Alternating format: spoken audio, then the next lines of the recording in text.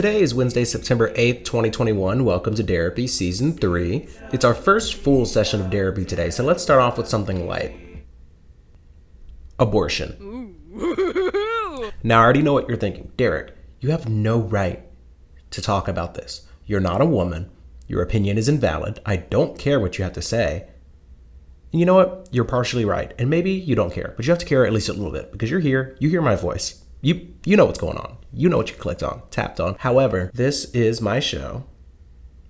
And gosh darn it, I'll do as I please. First, why is everyone talking about abortion? It feels like every once in a while, like once or twice a year, for whatever reason, just out of the blue, something happens, a conversation occurs, a law is about to be passed, a bill was proposed, whatever.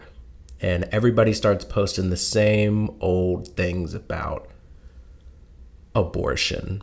And before I talk about a lot of the statements and arguments and memes and hypothetical scenarios and all this other stuff and the debates, we're going to talk about why we're even talking about abortion right now. Because first of all, it seems like the only reason anybody should be talking about abortion is if they are deciding whether or not they need to have one. It seems weird to me that people even spend so much time, so much energy talking about something that doesn't even really have anything to do with them. Kind of like how I'm doing right now. I'm not having an abortion. My fiance is not having an abortion. So there's really no reason for me to even be talking about it. That's like point number one. But let's talk about why this is all happening right now. Because we're talking about a topic that is so sensitive and important, I'm actually going to do a little bit of journalism work. I know, very surprising. I'm going to refer to this NPR article. We can trust NPR, right? It's not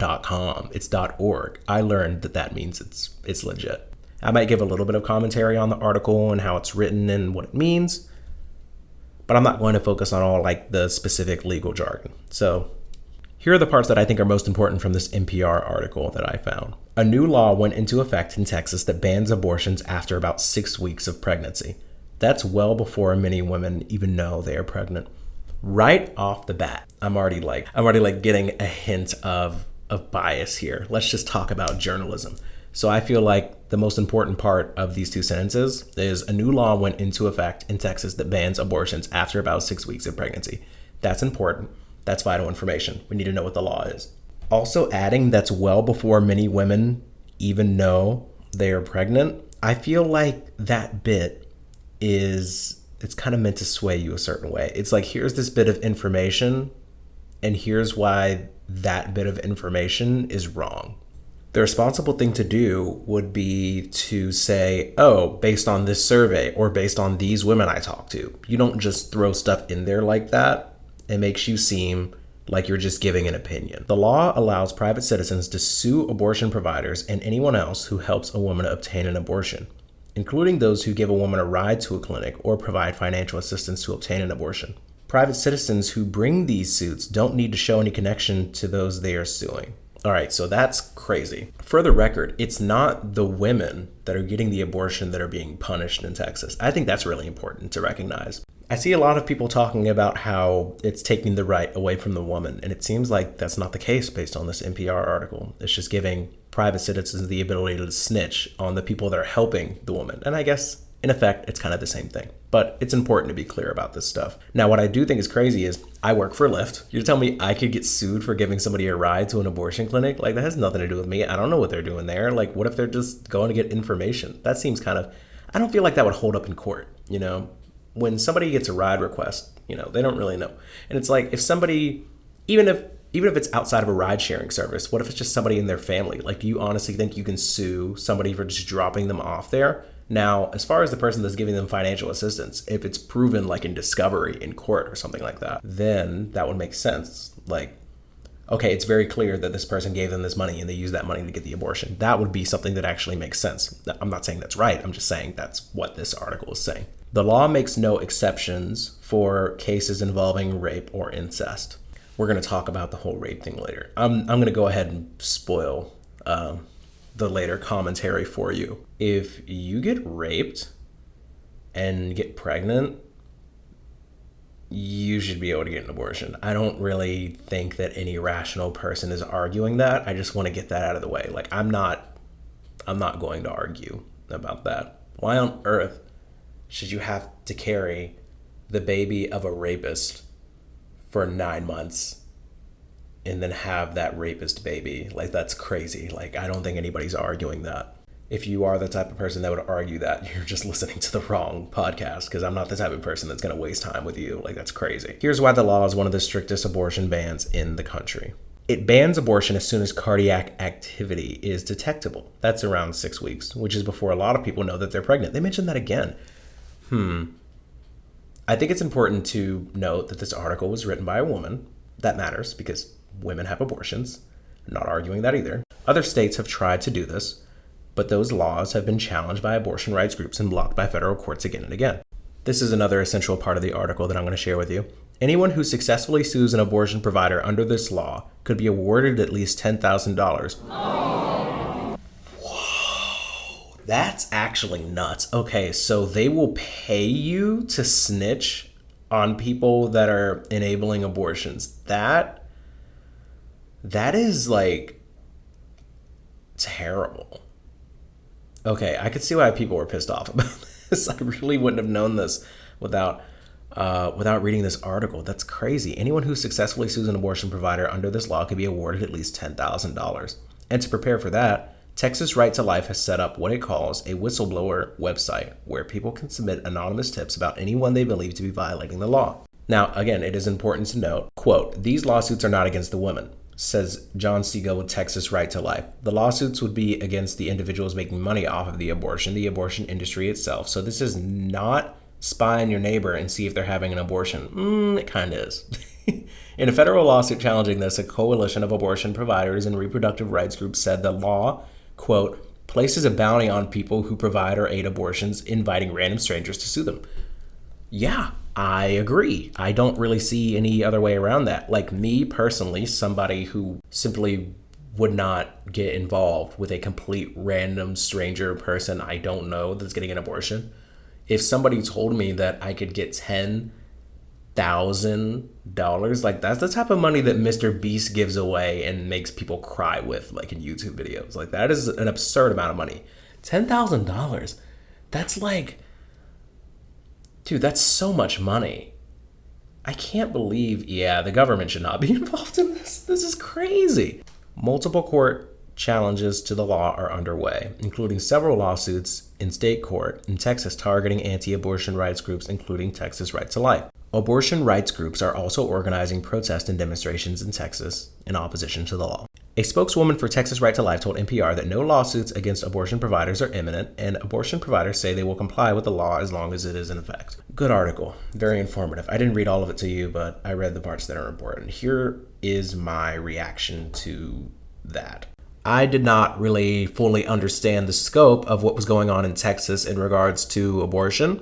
The only reason I now know is because I went and read an article. It really didn't take that long. Like, you heard me. Like, I skimmed it and I got really all the information that I needed to know that women should definitely be concerned. Like, Texas does not, like, they are not messing around. The fact that they're literally offering essentially a bounty for people to just snitch on people that aren't even actually getting the abortion, like it's such a slimy move to be like, oh, no, we're not attacking the women. We're attacking the people that are helping the women to get those abortions. It's the exact same thing. Like, earlier, I made it seem like it wasn't really the exact same. It's literally the exact same thing. It's like, hey, I'm not stopping you from eating pizza. I'm just torching every pizza spot in your town. Like, come on. This isn't about you. Oh, my God. This isn't supposed to be a political thing, but when certain states, when it's always the same states doing stuff like this, it really...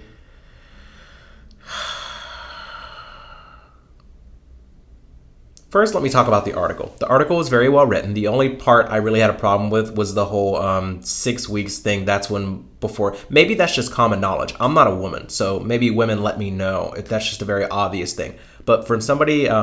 from the outside looking in, somebody that's not a woman that doesn't already know that, I would like, and And if it's really just an opinion based on your personal experience, at least say every woman I know within the first 6 weeks does not know they're pregnant. That's okay.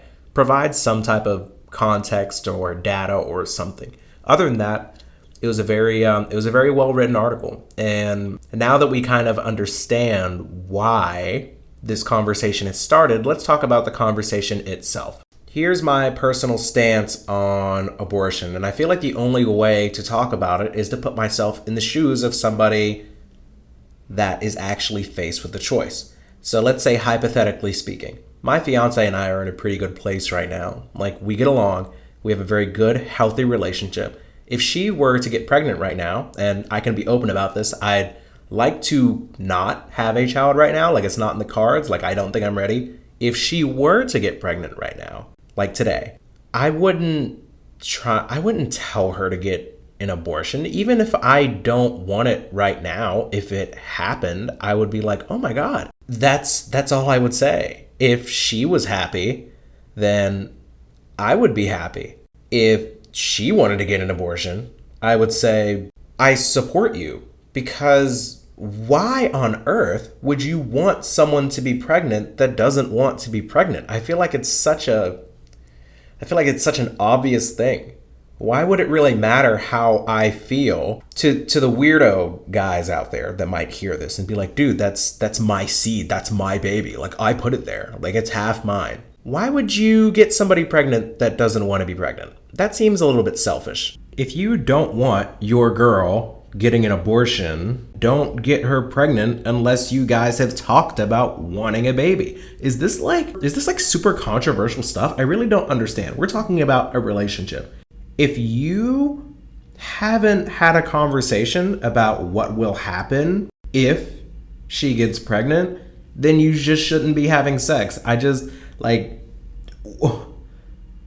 are we talking about? Let's just say both of you don't want to have a baby, and then she gets pregnant. If she wants to keep it, then you keep it, and if she doesn't, then you don't. How can I be more clear? I guess I'm pro-choice, because it doesn't really make any sense that a man who's fully capable of wearing a condom or just not having sex or any other method. You could get a vasectomy if you don't want to get her pregnant. Get a vasectomy, get it snip, snap, like The Office. You can reverse it, right? Let me Google that real quick, actually. I just Googled it. You can get a reverse vasectomy. So what are we talking about? Like, if you don't want to get pregnant, don't get her pregnant. That's it. That's how I feel about it. To me, it's extremely simple. Now that you know my stance on it, not that you really cared, I'm sure if you're a woman, you're like, yes, he's on our side. You're right. Typically, I really am. The conversation that I just had with myself, I feel like was a pretty rational, reasonable discussion, argument that I just made as to why I'm essentially pro-choice. Let her do what she want to do. And if you don't want her doing that thing, then you don't do that thing. You started it. You put it there. I guess we should address the elephant in the room. Its name is counter-argument. So number one, abortion is murder. Okay, there are lots of instances where ending a life can be justified. You kill spiders in your home. Dogs are put down after biting too many people. Those are animals, you say in protest. Cancer patients who are suffering, old people who are tired of being old, legalize murder. But that's up to them, you retort. And abortion is up to the person who has that thing that's growing inside them. There are circumstances that are out of your control and should be, because that person might be going through something that you can't possibly imagine. Like, what's growing inside them could be killing them. And the only way for them to survive is murder, according to you. So you just have to get over it. Number two, abortion shouldn't be used as a form of birth control. This is a little more complex. And listen, I tend to agree, but guess what? It's actually none of my business what other people do, and I don't really know why you're so concerned about it. You would think that people would be so occupied with their own life that they wouldn't be so concerned with somebody else's health decisions, but if what that person is doing isn't hurting you, why do you even care? If it's your girl, once again, that's literally your fault. They did not get pregnant by themselves. She tricked me. Okay, well, prove it in court. If you're getting trapped by a woman, again, that sounds like your problem. Why would you be having sex with somebody that would do something like that to you? Shouldn't have got it in with a crazy chick. Then, all jokes aside, I believe in pills and rods and IUDs and condoms and, snip snap. Nothing is 100% effective. And listen, I am a rational person. If someone is just running around raw and is on their like 5th, 6th, 7th, 8th, 24th abortion, I think we can all agree that that's kind of sick and it's kind of weird. But I and you, we are not the law, and that is not our girl. So once again, mind your own business. One thing that I think is lost in all of this is just the emotional turmoil a woman must go through when getting an abortion. Nobody seems to care about the fact that 99% of women that are getting an abortion, like, I don't think they ever thought they would be in a position where they'd actually have to do it. It's an awful thing to have to go through. People are going through the most stressful moment literally in their entire life because they have to make a choice that's going to affect them forever, that they're going to have to deal with forever. And for you to just be like, oh, it's murder. What about the baby? What about the unborn fetus? Like, it's so, first of all, it's so weird that you think that you have a better grasp on what's going on than the person that it is literally happening to. It doesn't make any sense. God forbid anybody I know and love ever has to get an abortion and they have to deal with people telling them, how dare you? I can't believe that. What about the baby? What if the baby is literally killing them? What if that baby was put there by somebody that despises them, somebody that doesn't care about them, somebody that literally took advantage of them or assaulted them? You think they should just have to live with that forever? The least they can do, the very least they can do, is not have to look into that kid's eyes every single day and see the eyes of the person that attacked them. That's nuts. The last thing we'll do before I sign off till Friday is just read some hot social media takes, because this has been a pretty heavy session, and I'd really like to lighten the mood before we dip. So let's just do that. This is a post from somebody that I'm friends with on Facebook, and it says, pro-choice does not mean pro-abortion. Pro-choice means that no matter what your personal feelings or beliefs about abortion are, you understand it is not your place to make a decision for another woman about what she can and can't do with her body. I fully 100% agree. Here's a post that I just find kind of humorous. So there's this smiling woman in a pool. It says pro-lifers. There's this smiling baby she's holding, and it says unborn fetuses. And then there's this drowning kid, and it says 443,000 kids in foster care. Now, I actually think this is a little bit of a bad argument to say that, oh, you don't want babies to die when they're in the womb, but what are you going to do about all these kids in foster care? It's like, oh, you're saying you don't like people dying in Afghanistan? What, are you going to go over there or something? I don't like that. I don't think that makes that much sense. This girl, she's a friend of mine on Facebook, says, crazy how the ones I see that are more pressed about abortions are men who can't even birth children. I agree, that's annoying, but I also don't really see those men. And also, I think that this is and I'm not saying that this girl is doing this, but this is something that a lot of people do. They say, I can't believe all you people are saying this.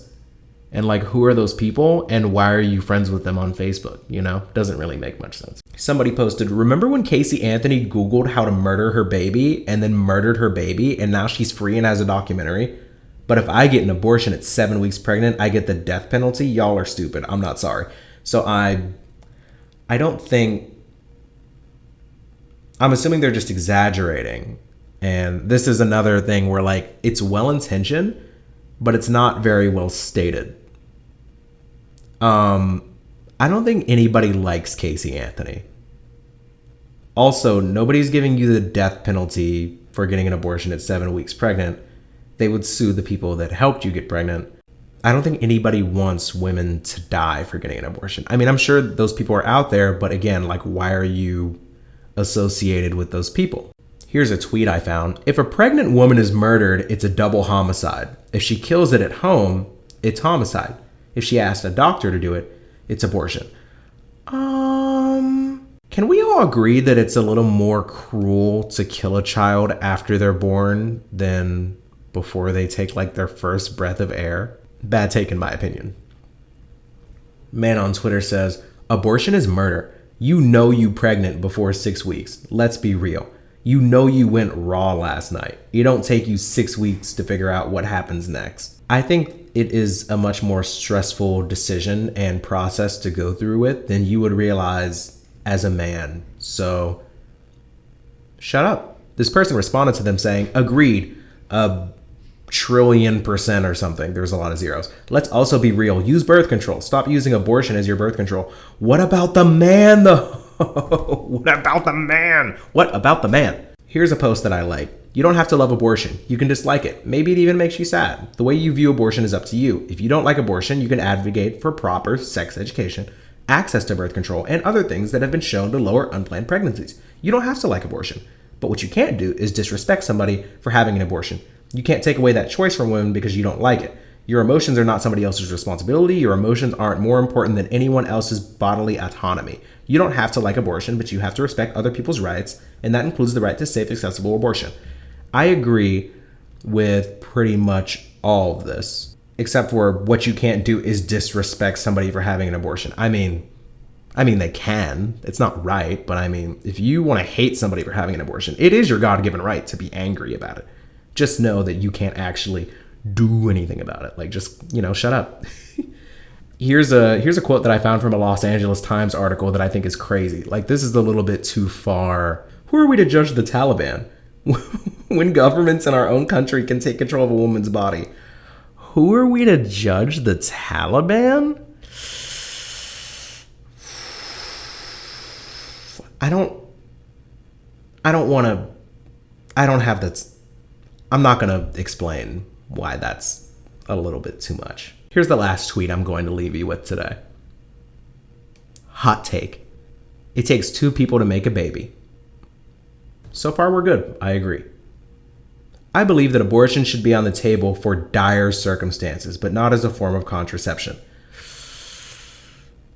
Abortion should be on the table for dire circumstances, and I believe it should be used as a form of contraception if your other forms of contraception fail.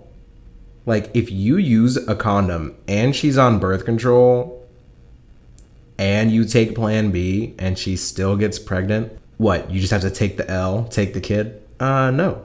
He continues. If you are in a consensual relationship and you, as the woman, decide to have an abortion behind your man's back, you deserve to lose that man. I agree that it's kind of rude to get an abortion without, I think the courteous thing to do would say, hey, we talked about the fact that I'm not ready for this. I'm going to go ahead and get the abortion. And as a man, there's really nothing you can do about that. What are you going to do? Tie her down? If she wants to get it, she's going to get it. Now, he also says you deserve to lose that man. I mean, yeah. I mean, that's all right, I guess. If you're the type of person that feels like you need to get an abortion behind your man's back, you probably shouldn't be together. I'm okay with that, I guess. Now, the last thing he says is, some men want to, no, are dying to be fathers too. Remember that. Well, if being a father is so important to that man, he should not be getting people pregnant that aren't ready to be pregnant.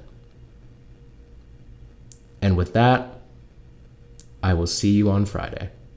Thank you so much for listening to this session of Derapy, made possible by Anchor. We are now available on Spotify and Apple Podcasts. New sessions every Monday, Wednesday, and Friday. Intro beat is by Cosmic. Outro beat is by Ricey K. This guy isn't even really a rapper. I really hope he doesn't start. Coming for the throne, King Joffrey. Yeah, they mad, but they won't stop me. Whoa, I've been going hard like Ronnie, but I'm not here to tear the house up. No, but no, I've been through it. No, I didn't lose it. I just been grinding like off the mic, like on my own. Just been in the booth like Superman before a fight. Now I got the juices, taste it right. No, I spit the truth, I keep it tight. How hard is he working? Hard enough to make Gordon Ramsay cry. Unbelievable. One simple request, and you make a big fucking song and dance about it. I am the chosen, I am not going. I got plenty that I plan to do. This boy is clutch, he ain't choking. Success, it's not random, dude. Better catch the flight with us, because it is leaving soon. Afghan vibes, once we leave you dead as season 2. It's season 3. R.I.P. Killed the beat, and it's easy. Somebody check on Breezy. Everything better when it's cheesy, except like cereal and carrots and paintings. Thank you so much for listening to this session of Derapy made possible by Anchor. We are now available on Spotify and Apple Podcasts. New sessions every Monday, Wednesday, and Friday. Intro beat is by Cosmic. Outro beat is by Ricey K.